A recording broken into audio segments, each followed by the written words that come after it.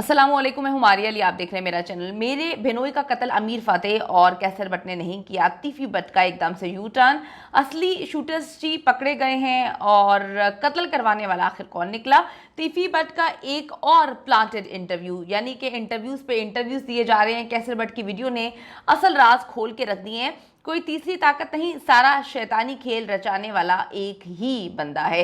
आखिर ये U turn की सियासत क्यों खेली जा रही है और झूठी एफआईआर क्यों दर्ज करवाई गई? बड़ी अजीब सी बात है कि तीफी बट की बहनोई को कत्ल किया जाता है। उसके बाद उनकी बहन कहती हैं कि जी मैंने कैसर बट को देखा, मैंने आमिर फातेह को देखा, इन्होंने हम पर गोलियां चलाई हैं। उसके बाद इनके इंटरव्यूज़ आते हैं और हम सब ने देखा कि किस तरह से तीफी बट जो है वो फैब्रिकेटेड इंटरव्यूज़ और कहानियाँ सुनाने पे लगा हुआ है।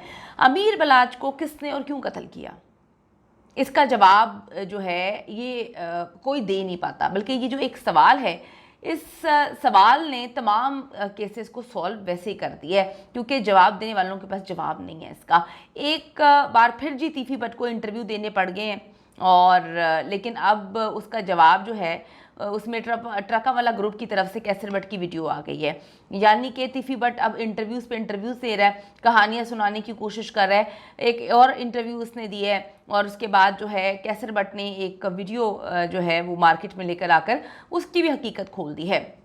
शुक्र है जी पुलिस भी शूटर्स तक पहुंच गई है। और कितनी अजीब बात है कि जैसे ही शूटर्स पकड़े जाते हैं, जैसे ही इल्म होता है पुलिस को कि जी यहाँ पर शूटर है या शूटर पकड़े जाते हैं, तो फ़ौरन कोई ना कोई तीसरी थर्ड पार्टी जो है उसकी कहानी सुनाना शुरू कर देते हैं। ये लोग तीसरी कुव्वत का राग लापना शुरू कर देते हैं। ये कभी कनाडा से कॉल आ जाती है, कभी दुबई से जो है कॉल्स आती हैं, कभी लाहौर में वो बंदा जो है होता है, कभी लाहौर से वो कनाडा भाग जाता है शूटर्स जो हैं, फिर कहते हैं कि जी शूटर्स भिजवाए गए हैं, शूटर्स पाकिस्तान से बाहर चले गए हैं, अब मज़ीद लोग जो है मरेंगे। कभी शूटर्स मुंबई से कराची आ रहे हैं, कभी कराची से लाहौर से जो है वो मुंबई जा रहे हैं। कभी लाहौर का एक बंदा जो है उस पर इल्ज़ाम लगाया जाता है कि वो खुद तो दुबई बैठा है लेकिन उसने 100 से 150 शूटर्स जो है हायर की और ये काम कर रहा है। लेकिन इन सब बातों के दरमियान जो है अगर हम बात करें कि तीफी बट का इंटरव्यू, ये बड़ा इंपॉर्टेंट इंटरव्यू, इसकी टाइमिंग बड़ी इंपॉर्टेंट है। ये इंटरव्यू आता है और वो इकरार करता है कि जी मेरे बिनोई के कत्ल के पीछे कैसर बट और आमिर फातेह नहीं है। कितनी अजीब सी बात है कि इसकी बहन जो है पहले एफआईआर दर्ज करवाती है जिसमें ये कहानी सुनाई जाती है कि इन दोनों ने आकर हमें शूट किया। तीफी बट का कहना है कि ट्रका वाला ग्रुप ने शूटर्स हायर किए और उन्हें असलहा जो है फरहाम किया, लेकिन फायरिंग जो है वो आमिर फातेह और कैसर बट ने नहीं की, जबकि इसकी बहन कह रही थी कि फायरिंग करने वाली ये दोनों है। फिर एफआईआर में ये क्यों लिखवाया गया कि आमिर फातेह और कैसर बट खुद बाइक्स पर बैठ कर आए थे और उन्होंने धन धन धन करके जो है ना वो फायरिंग करना शुरू कर दी, फायर खोल दिए। मैं आपको पहले दिन से एक बात कह रही हूँ, इस बात को आज आप पल्ले बांध लें, दिमाग में डाल लें कि जिनकी अपनी जान को ख़तरा है ना, इस वक्त उनका जवान जहान भाई मार दिया गया है। जिनकी अपनी जान को ख़तरा होता है ना, वो बग़ैर, अगर इनकी ट्रका वाला ग्रुप की बात करूं, इनके अब 2 बेटे बच्चे हैं, ये बग़ैर सिक्योरिटी के बाहर नहीं निकलते। आप ये कहानी सुना रहे थे, मैंने आपको पहले दिन ही कहता था कि झूठी कहानी है, क्योंकि वो ना गार्ड्स के बगैर बाहर नहीं निकलते, सिक्योरिटी के बगैर वो बाहर नहीं निकलते।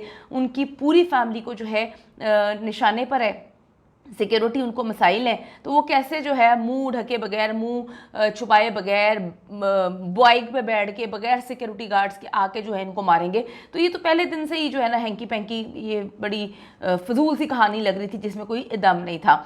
तो मैंने आपको पहले दिन कह रही थी कि जी वो बाइक पर बैठकर जो घर से बाहर नहीं निकलते सिक्योरिटी के बगैर, वो कत्ल करने क्यों आएंगे।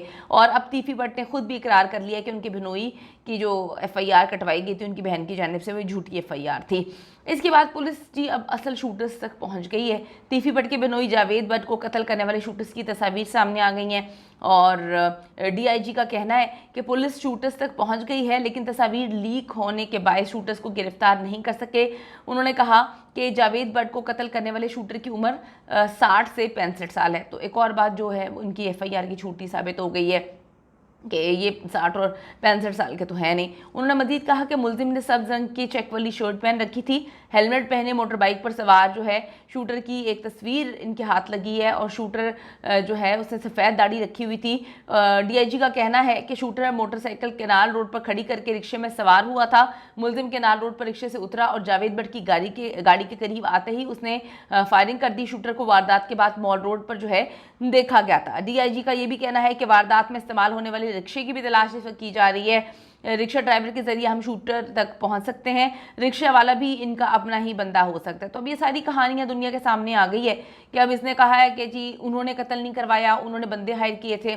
तो इनकी तो कोई एक जुबान ही नहीं है, तो कहानियों पे कहानियां सुना रहे हैं और अजीबो गरीब और फजूल किस्म की कहानियां सुना रहे हैं। कमेंट सेक्शन में जाके बताइएगा। और एक और बात, ये इनकी बहन ने जो देखा वो भी अब झूठा साबित हो गया है कि इनकी बहन ने कहा कि जी मुझ पर जो है वो कैसर भट्ट ने और अमीर फतेह ने हम लोगों पर गोलियां चलाई हैं। तो अब ये बात मुकम्मल तौर पर खुद ही ख़त्म हो गई है, क्योंकि इन्होंने खुद ही कह दिया है कि जी वो नहीं थे, उन्होंने शूटर्स हायर किए थे। कमेंट सेक्शन में जाकर ज़रूर बताइएगा कि सारा खेल कौन खेल रहा है, क्यों खेल रहा है, किसकी तरफ से खेला गया और किसको बचाने की और फंसाने की कोशिश की जा रही है।